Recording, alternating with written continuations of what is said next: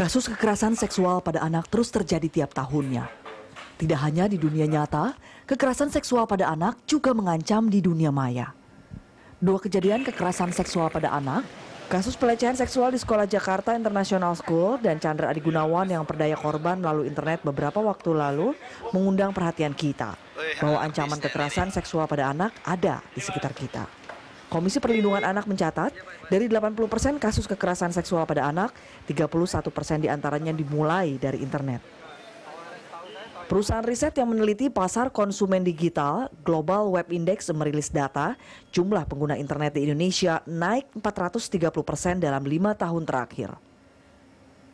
Pertumbuhan pengguna internet di Indonesia dalam 5 tahun terakhir menduduki peringkat kedua tertinggi di dunia. Pengguna internet di Indonesia paling banyak mengakses media sosial Facebook, kemudian Twitter, Google+, LinkedIn, dan Instagram. Pengguna internet rata-rata mengakses media sosialnya selama 2 jam 54 menit per hari. Direktur Eksekutif Information and Communication Watch, Doni Budi Utoyo melakukan simulasi yang menunjukkan mudahnya pelaku pedofil menyasar anak kecil dengan akun palsu.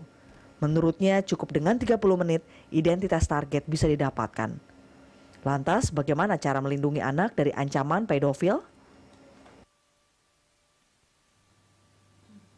Ya pemirsa, untuk membahas ancaman pedofil bersama kita telah hadir di studio Berita 1 psikolog Yayasan Puli Fitria Lazarini. Selamat datang Mbak Fitria, terima kasih telah bergabung bersama kami. Pak, tadi kita lihat ya, langsung saja berkaca dari kasus Chandra juga Jis, bagaimana pandangan Anda tentang kejahatan seksual di Indonesia, khususnya pedofil ini, dua-duanya kepada anak begitu? Pertama saya mau luruskan sedikit ya, jadi belum tentu kasus kekerasan seksual yang terjadi pada anak itu pedofilia, belum tentu. Jadi kita lebih fokus kepada kasus kekerasan yang terjadi. Kenapa anak-anak? Karena memang mereka adalah posisi yang usia yang memang lebih mudah untuk dijadikan target. Mereka masih ada keterbatasan dalam mengekspresikan perasaan, mengekspresikan ceritanya, terus juga mereka dari sisi pemahaman juga belum tentu bisa memahami sama seperti orang dewasa tentang apa yang mereka alami. Dan ketika mereka bercerita pada orang dewasa, belum tentu juga orang dewasa bisa langsung mengerti sebetulnya ini anak saya mau cerita benar atau enggak ya, hal-hal seperti itu. Sehingga seringkali targetnya lebih banyak kepada anak adalah dengan tujuan karena mereka lebih mudah untuk untuk dijadikan target, lebih mudah mereka juga tidak mampu untuk melawan lebih seperti kalau mereka melakukan kepada orang dewasa. Mungkin kalau orang dewasa lebih aman ya untuk menjadi korban, target ya, untuk jadi target itu lebih aman buat pelaku. Lebih idealnya buat para pelaku adalah mereka bisa mengulanginya lagi. Kepada anak-anak itu mereka merasa wah ini easy target buat mereka. Anda katakan kan berbeda ya kejahatan seksual, tidak semua pedofilia.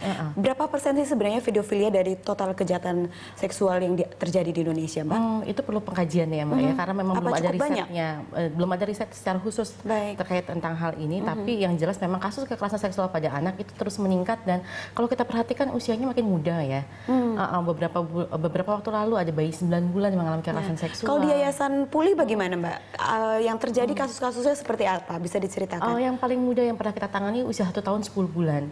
Kekerasan seksualnya 1 tahun 10 bulan. 10 bulan. Dengan kekerasan seksual yang luar biasa secara anal dan vaginal. Sedih sekali ya mendengarnya saya. Oleh dua orang dewasa emosi. Dan orang dewasa itu mereka bukan pedofilia. Jadi memang karena dia easy target gitu. Jadi apalagi kalau anak itu kita tuh bisa ngajak main anak. Laki-laki. Usia berapa itu? Orang terdekat usia 20-an. 20 tahun. Orang terdekat masih keluarga? Bukan, mereka dia kenal karena kebetulan ibunya bekerja di pasar dan ini adalah tetangga kios. Baik. Gitu. Jadi memang anaknya sering main dan juga ibunya juga kenal dan merasa mereka orang-orang baik yang seperti itu. Tetangga begitu ya, tetangga orang dikenal dititipkan anaknya ke enggak. Jadi karena kiosnya sebelahan. Baik. Baik, lalu apa yang dia lakukan kepada anak 1 tahun 9 bulan ini, Mbak? 10 bulan ya. 10 bulan ya. Tadi kekerasan seksual secara anal dan vaginal saya nggak bisa menjelaskan lebih detail lagi. Baik. Ya. Jadi itu yang terjadi, dan bayangkan betapa kami kesulitan untuk memperoleh keterangan dari anak ini kan. Betul, karena masih terlalu kecil ya. Anak 1 tahun 10 bulan bicara, kalau cerita juga ngomongnya masih ini ya, kayak misalnya mama, minum, hal-hal seperti itu. Belum lagi kita kebiasaan kalau kepada anak-anak tidak mengajarkan seluruh bagian tubuh secara lengkap. Maksudnya secara benar juga. Jadi misalnya bagian tertentu kita bilang dengan istilah-istilah khusus gitu, dengan istilah-istilah yang berbeda gitu, sehingga akan kesulitan buat kita untuk menggali informasi juga dari anak. Iya, nah Anda katakan sulit untuk menggali informasi karena komunikasi anak masih terlalu kecil ya, Mbak. Masih terbatas. Nah, ini untuk orang tua bagaimana dong caranya untuk bisa mengetahui bahwa anak kita ini apakah pernah menjadi korban atau tidak? Jangan-jangan kita tidak sadar kan? Apakah ada cara untuk mengetahui hal tersebut? Banyaknya kasus kekerasan seksual bukan berarti jadi trauma sosial, artinya semua masyarakat jadi sangat ketakutan ya. Artinya kita waspada tetap penting, waspada tetap perlu, tapi yang paling penting adalah menciptakan rasa percaya antara anak dengan orang tua, menjalin komunikasi yang sangat baik. Ketika kita punya anak yang rajin bercerita, kita justru malah lebih mengencourage dia untuk lebih lagi sering bercerita kepada kita, bukannya malah ini anak cerewet banget ya.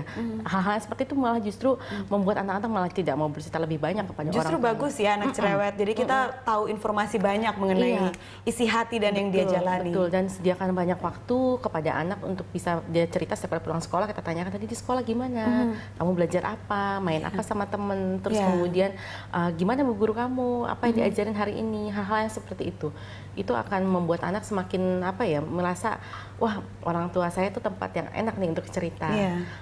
Bagaimana kalau pelakunya, Mbak? Bisa tidak kita mengenali pelaku yang kira-kira akan melakukan kejahatan seksual kepada anak kita tuh yang seperti apa, itu ada tanda-tandanya tidak? Sayangnya enggak ya, Mbak ya. Tidak bisa sama sekali sayangnya, ya? Baik dari latar belakang sosial ekonomi manapun, tingkat pendidikan manapun, suku manapun, itu kemungkinan besar sama saja bisa menjadi pelaku dan sama juga bisa menjadi korban. Jadi semua pihak memang harus hati-hati dan waspada.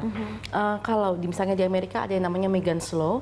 Megan's Law itu jadi mantan, jadi misalnya nih orang yang sudah didakwa melakukan kekerasan seksual pada anak, begitu dia keluar dari penjara, itu dia punya kewajiban untuk lapor kemana, misalnya dia mau tinggalnya misalnya di daerah sekitaran sini, dia mesti lapor dengan RT RW setempat bahwa saya mau tinggal di daerah sini dan saya adalah mantan pelaku kekerasan seksual pada anak.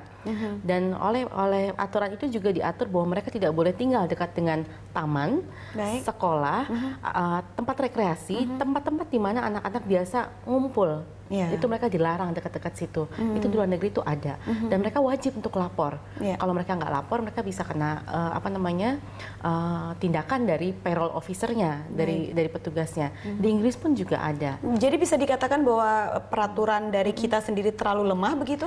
Karena di luar negeri beberapa sangat keras menjaga anak-anak dari kejahatan seksual. Bagi Indonesia lemah begitu, bisa dikatakan begitu, Kita Mbak? sudah ada Undang-Undang Perlindungan Anak nomor 23 tahun 2002. Saya rasa itu undang-undangnya sudah jauh lebih khusus dibandingkan dengan KUHP yang terbatas hukumannya dan dianggap sebagai cabul, seolah-olah kekerasan seksual pada anak itu tidak sebanding dengan kekerasan seksual pada orang dewasa.